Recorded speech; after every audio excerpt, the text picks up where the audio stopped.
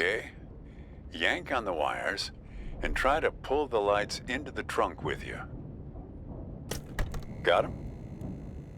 What color are the lights? We need a green light, kid. A steady green light. That's the way forward. Gotta run now. Good luck to you, kid.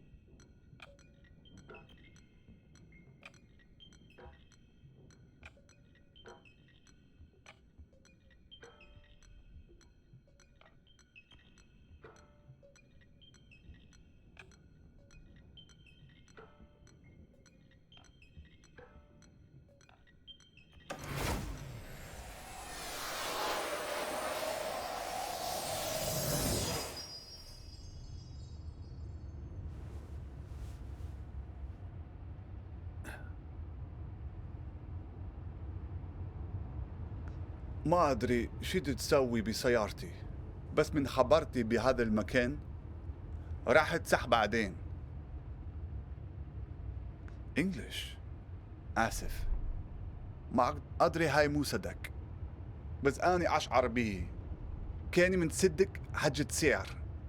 كل شيء هنا إلها دلالة رمزية، السترن، الجير ولا القرن على الدشبول. حاسة حتى لو أحد إيدي من السترن السيارة من كيف تمشي عدل؟ إيه معود على كيفك، أريد أوقف.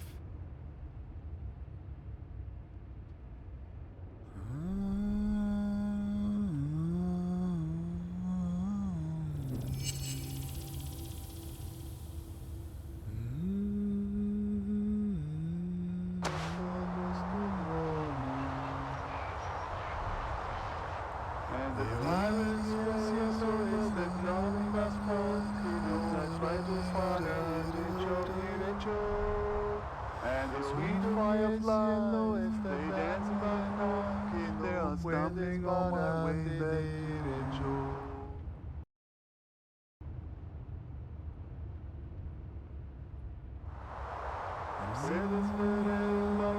Softe al final del camino. And I lost my memory on the only way I will canoe. And the tyrants was your stories that none must fall. I tried to find out the joke. And the sweet fireflies, they dance by night, they are stumbling on my way, they didn't show.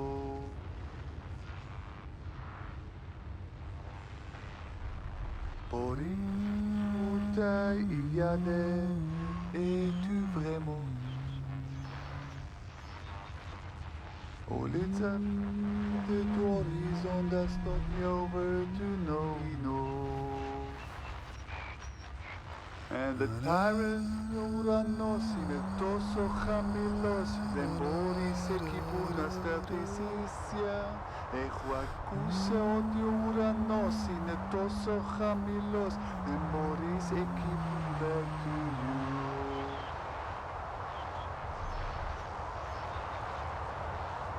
Poriten il y a des tu vraiment là.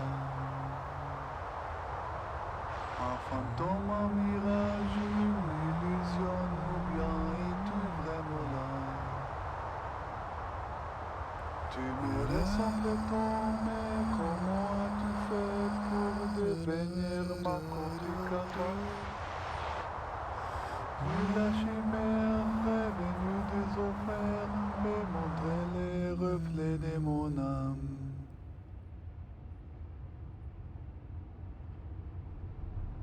Qui es-tu, d'où viens-tu? Suis-je en train de rêver? Es-tu vraiment là? Un fantôme, un mirage, une illusion, ou bien es-tu vraiment là? Tu me ressembles tant, mais comment as-tu fait pour devenir ma catapulted? Serais-tu la chimère revenue des enfers, me montrer les reflets de mon âme?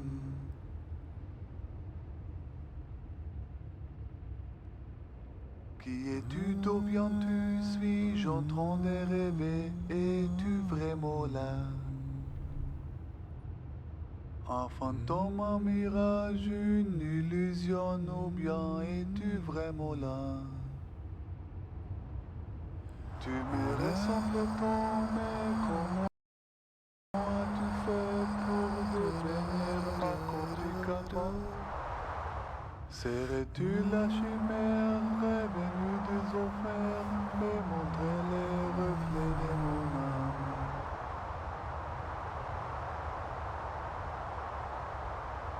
Qui es-tu, d'où viens-tu?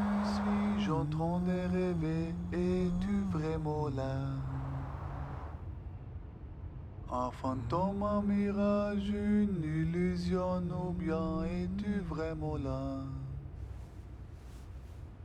Tu me ressembles tant, mais comment as-tu fait pour devenir ma catapulted?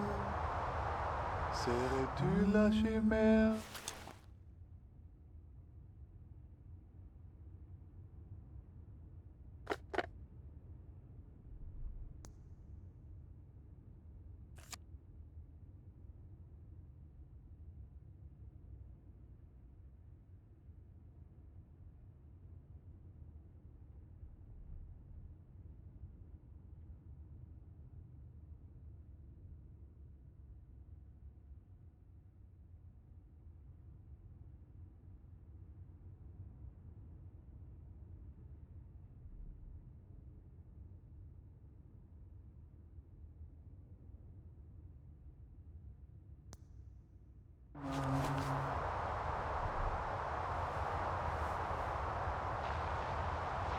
Yachetse, to horizon that stop over the horizon. And I am Maria, that stop over to nowhere. And the silence rolls over the glowing sky, and I try to find an image of you. And the sweet fireflies. English? No, sorry. I could, of course, back in the real world, but it doesn't seem to have come with me into this place. To me, this sounds like Arabic. I guess it depends on one's perspective. Anyway, as long as you're not going to start shouting at me again, it's an improvement. Kidnap you? I don't think my singing is that bad. How would I know? It's not even my car.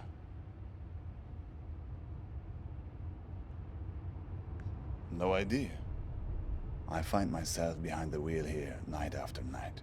And the trunk, that's my dream too. You don't want to know how many hours I've spent in there, trying to shift my legs to keep them from falling asleep.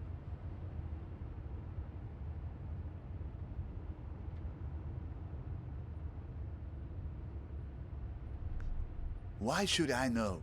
What makes you think you can turn up out of thin air and interrogate me? Who are you anyway? Now I know you must be an English speaker.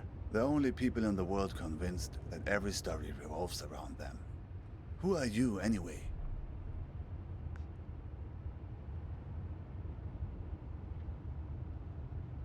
I'm not sure actually. But here, it's funny. On this highway, everybody calls me Al-Shatir.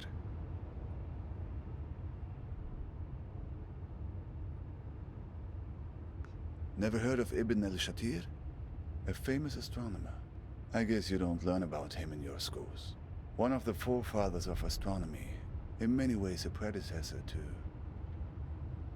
Yes, that's right. Copernicus, Al-Shatir. Two iconoclasts from different lands who challenged the belief that the sun revolves around the earth. Two dreamers who had the conviction that their unique consciousness is not the only thing in the center of the universe. Maybe you're not just part of my story, like I'm not part of yours. You were trapped in the trunk, where I've been many times. It's like you've wandered into my dream, and I've wandered into yours. How should I know? Somehow the streams have crossed. Disturbance in space-time continuum.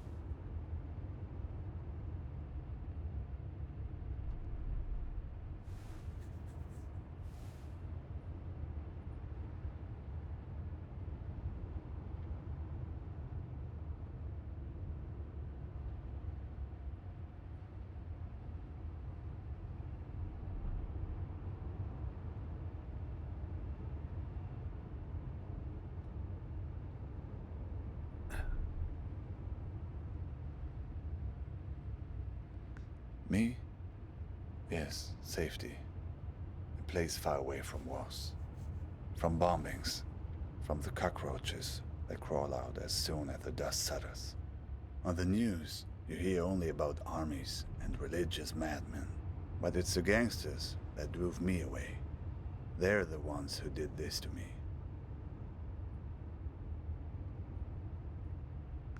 I'm one of the ones who didn't make it. Not all the way. I'm stranded somewhere in between, trying to complete the journey every night in my sleep. The El Mahdi army. They called themselves an army anyway. They were looking for my brother-in-law because he worked as a translator for the US military.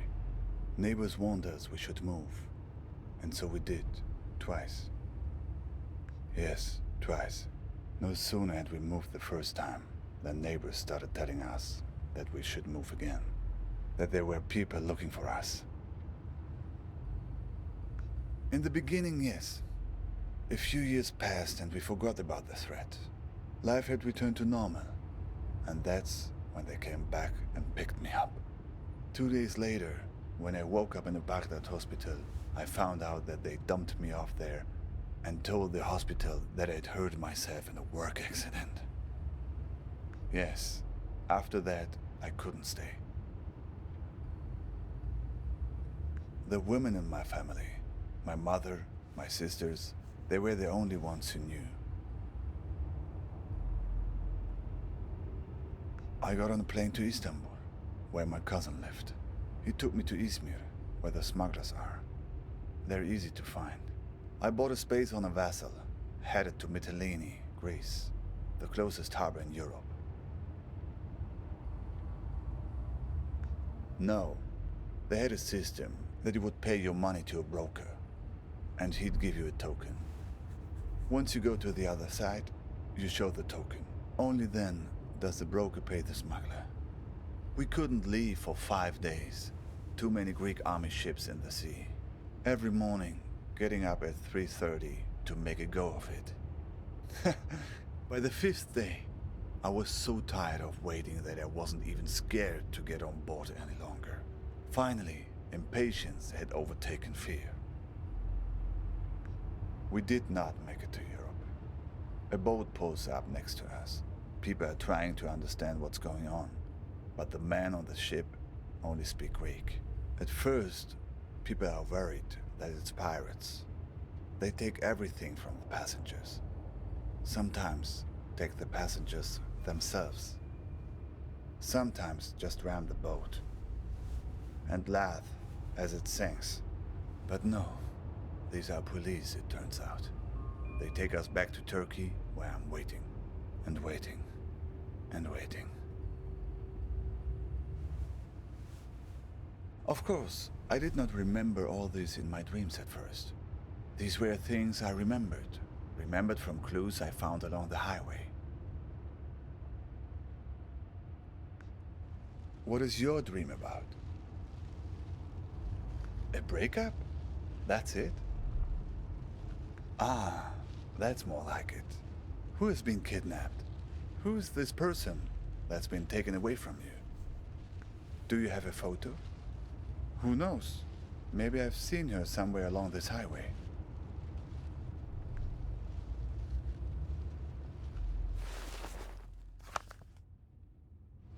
I know her, the same woman, but with different hair color. I just saw her at the gas station a few miles back. An imposter? But she waits tables at Dante's, right?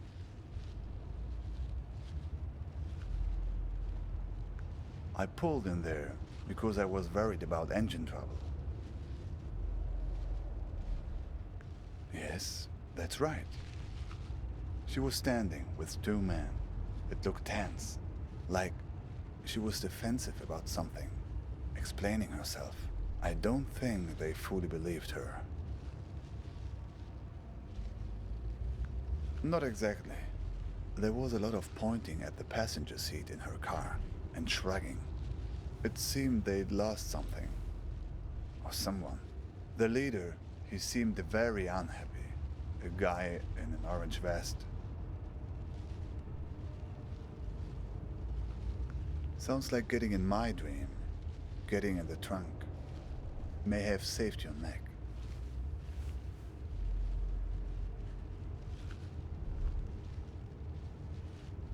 No, I didn't get a look. I just heard one strange thing they said, that they were looking for a guy with 8 fingers. They were going to find him. Something like that. 8 fingers. 8 digits, maybe. Uh-huh. And you wouldn't happen to have a strange blue box with you, would you? That was the other thing they mentioned. They have the key, but don't want the box opened. No, I didn't get a look. Say, have you noticed how many tumbleweeds there are suddenly? I don't know, but the weather also seems to be turning suddenly. Turn on the radio and see if you can find a weather report. My God! Get that thing off the window! Get it off! Get it off!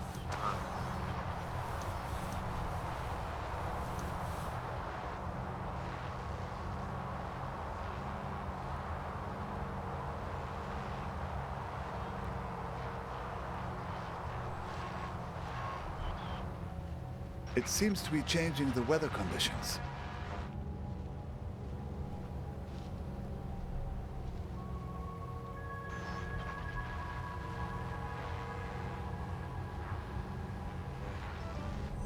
Suddenly, it's sunny. But she sees me coming and pulls the... It's not working. They're stuck to the car. We need some other kind of weather to get clear of them.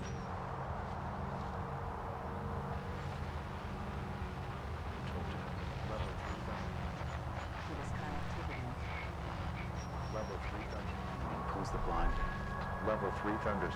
40 Slovenol crones into the foyer of the bus station, which is all concrete and closed ticket windows. The walls are papered with old timetables, shredded and water-stained. It's colder in here than outside, and a group of semi-conscious homeless people nest together like penguins, sharing warmth and light rum. There's a woman at the information window, but she sees me coming and pulls the blind down, but I don't care. I don't want to talk to her. I know where I'm going.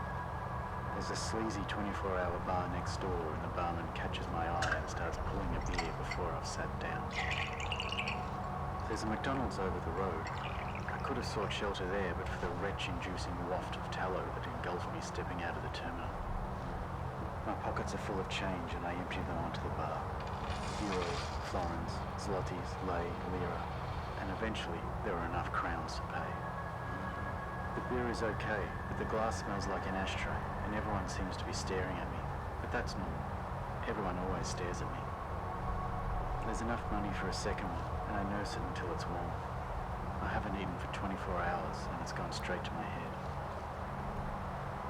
Our bus is clean and white among the other 50 or so which are parked here at the city's main terminal, which is more like an auto graveyard.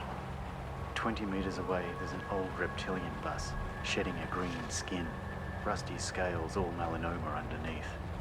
It's billowing clouds of black smoke, a choking death rattle, and amongst the crowd milling at the door, a girl with long red hair turns towards me and maybe smiles before stepping on board.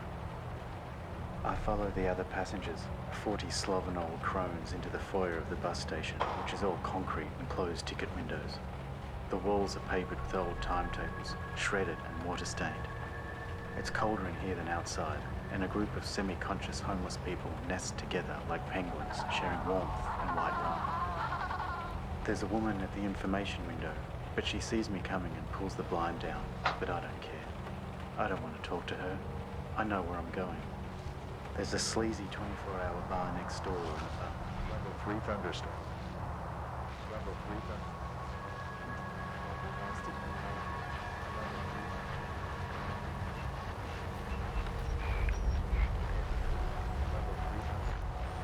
68 cents, 4 cents ahead of our guidance and up 11% sequentially. Viewfinder Corporation first fiscal quarter conference call. We grew revenues by 8% sequentially to $296 million, produced gross margin of 43.1% and operating margin of 35.2%. We posted earnings per share of $1.68, 4 cents ahead of our guidance and up 11% sequentially. And we generated exceptional operating cash flow totaling $398 million in the quarter. At a higher level, Scene Finder is ushering in an age of truly ubiquitous connectivity, enabling richer, smarter and more convenient ways to live, work, play and educate. And as we've noted in prior calls, 5G catalyzes new markets from autonomous transport, artificial intelligence. Level 3. Looks like tornado conditions now. Look, the tornado. It's starting to pull the tumbleweeds off the car, but it's not strong enough.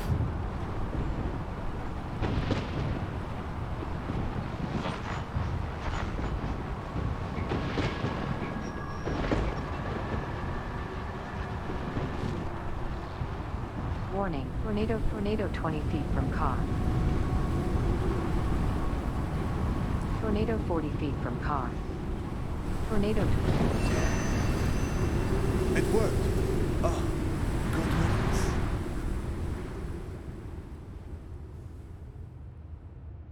Look, that was very strange, even for this place. I don't know. It seemed they were spying, searching for something. Did you notice? What do you know about these guys, the ones who are after you?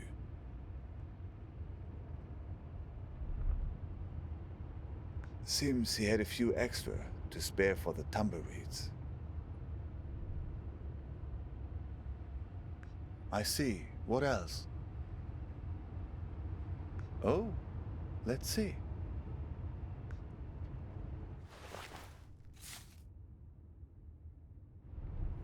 Balkan tours? Not directly, no. But I've heard about them. From a guy in Istanbul I met. He had made it through to Europe, but then had come back to get his family. But that's another story. He had come across these Balkan tours on his way back from Serbia. He warned everyone about them who would listen. Apparently, they had a charitable program to help refugees, promising to help them. But no one who accepted their help was ever seen from again. People just disappeared. And it wasn't just people in the refugee community either. Tourists too. There were strange stories.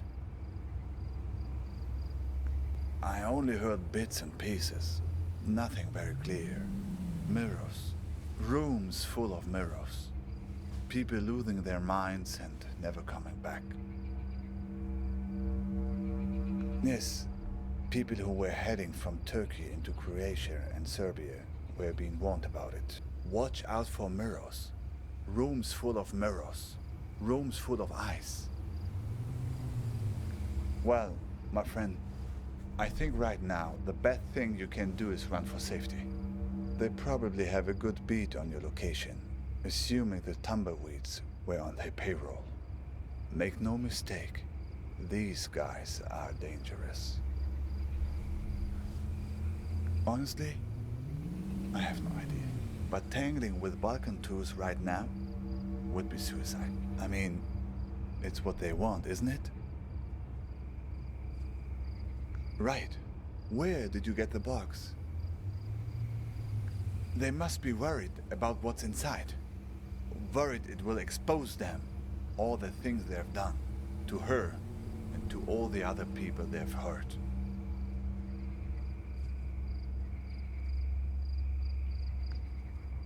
I wish I knew. Even if I make it to my destination, I'm still not home. That's what it means to be an exile.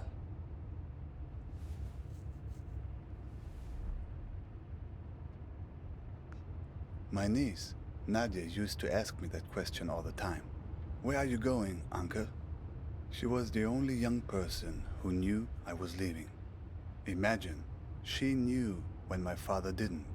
I was always mad at my sister for telling her. She would ask me that when I was putting her to bed. The only thing you can tell when a person that young asks you a question like that at bedtime I told her the truth. Not the truth, but the truth wrapped in the blanket of a story.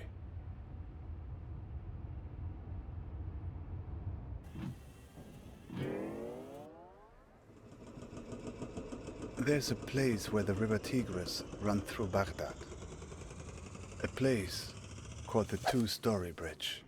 When I was a kid, I would go fishing there and look out at the water and wonder where it all led.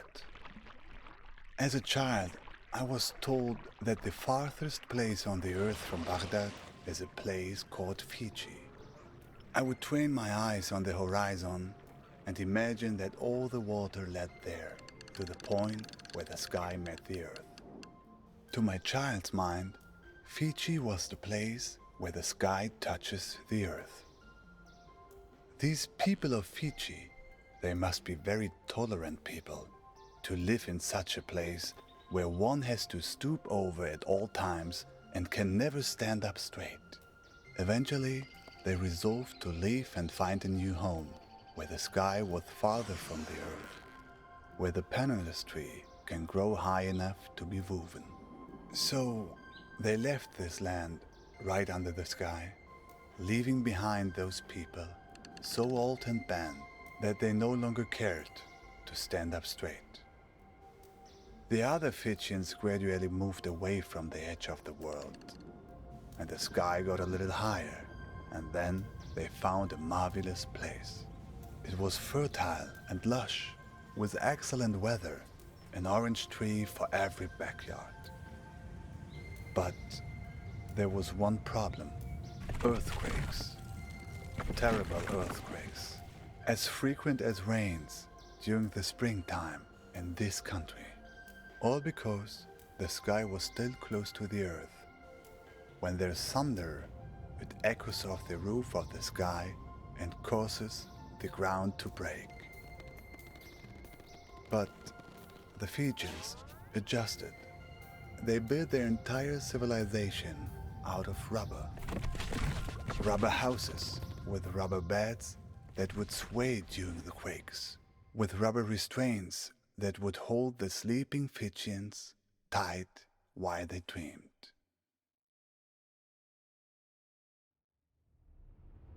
But Nadia didn't want a bedtime story about that. She wanted a story about good and evil, the kind of story children like. So I changed it for her to be about a Fijian princess called Nadia, who finds the source of all the earthquakes.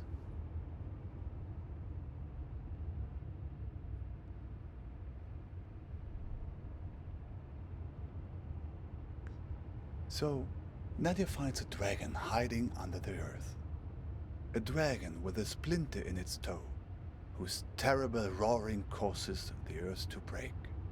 Nadia slays the dragon and saves the people by uttering a magic spell. Konothi se auton. Konothi se auton. It's actually Greek. Rolls right off the tongue, no? Okay, that was interesting. Can you say that again? All the mirror eyes closed. I'm not sure. I think something about closing eyes. Seems like it. And look, that's not the spell's only power. The card. There's a phone number on it now.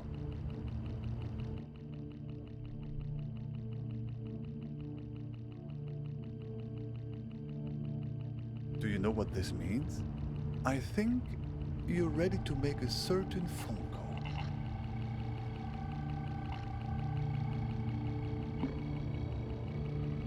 Right, ready to put your spell to use? Good. Do you have a phone? Even better. So, here's the plan. You call them and tell them you want to sign up for a tour. Doesn't matter. A tour of the Badlands, whatever. Just something to get close enough to them, to find out what's going on. Here's the thing. If they act like they're taking you on a tour everything is good. But if they've figured you out, they'll try to distract you while they kidnap you. Take it from me. They tell you someone you care about is in danger, but don't believe it. If everything's fine, then everything's fine. But if someone you know is in danger, it's a trap. Get out of there. Are you ready? Dial the number.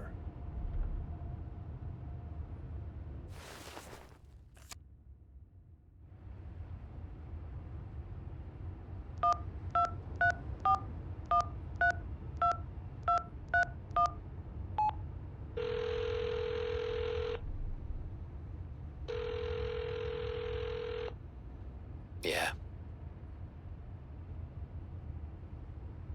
Yep, what can I help you with? That's a big park. You near the Argus gas station on Route 90? Alright, I'll pick you up in an hour.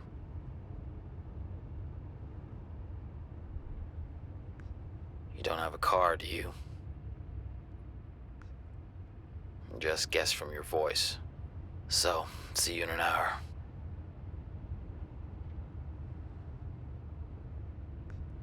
Don't worry, I'll find you.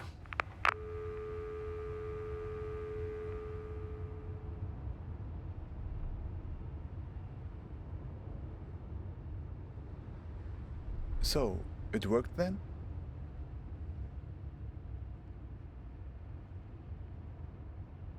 Isn't that how these things normally work in the stories of this country?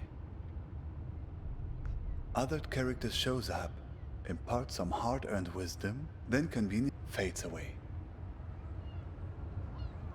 It's a few minutes before 3:30 in Istanbul.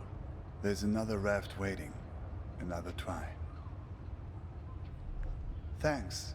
To you too. I think you'll be fine. You have allies all along this road, even in the cars of enemies. I've left something for you.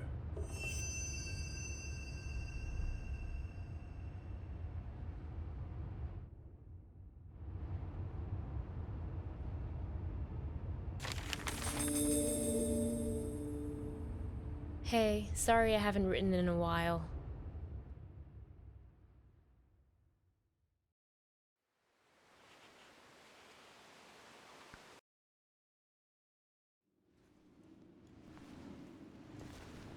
Hey, sorry I haven't written in a while. It took me all morning just to figure out where to buy stamps here. So, I'm sending you something from my trip, like I promised. Last week, I was at yet another barbecue. People here really enjoy their pork chops, let me tell you. There was this old-timer there, the host's father. He was talking about inflation during the war years. He ran upstairs to get something he was excited to show me. He comes back down with a 50 billion dinar bill. He starts talking about, at the time they printed it, inflation was so bad that in the morning it could buy one sandwich. By lunchtime, it could buy half a sandwich. It's a beautiful piece of printing, don't you think? All these O's lined up next to each other. Anyway, keep it tucked away for safekeeping. The big piece of news on my end is that yesterday, I finally tackled my fear of heights. Your humble correspondent from the Balkans went hang gliding. Yes, me. Hard to believe, I know. I wasn't gonna do it, but this tour guide guy I met talked me into it, facing my fears and all that. But then the tour guide takes me to the hill where they do the hang gliding, and they're talking about the most crazy thing that happened the week before. You're not going to believe this. It's a tandem dive, so they have you strapped in with an instructor, right? Well, last week they strapped someone in, but the instructor forgot to strap himself in securely. They go running off the cliff and the instructor tumbles down the hill. The instructor was okay, just some bruises. But now the other person is stuck up in the air with no idea how to fly the thing. Everyone on the ground is freaking out, yelling instructions up in the air about what to do. The girl said later that once she got over the initial terror, it was like she'd been doing this been flying a hang glider all her life.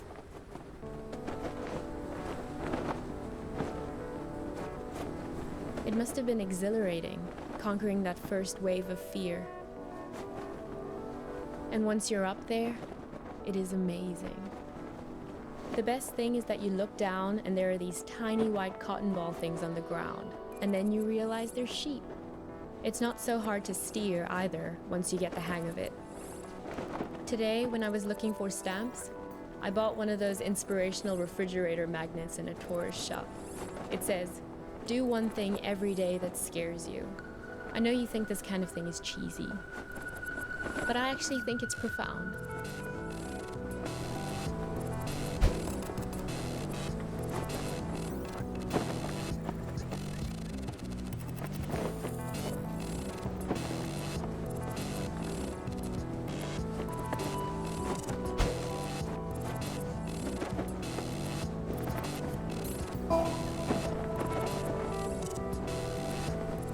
I hope we can do stuff like this on our road trip together.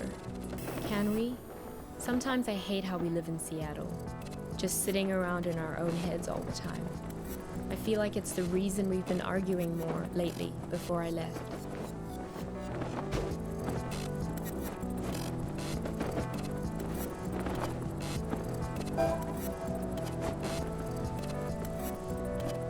If you don't shake the fear out of your system on a regular basis, it curdles up into anger. I don't want to be angry.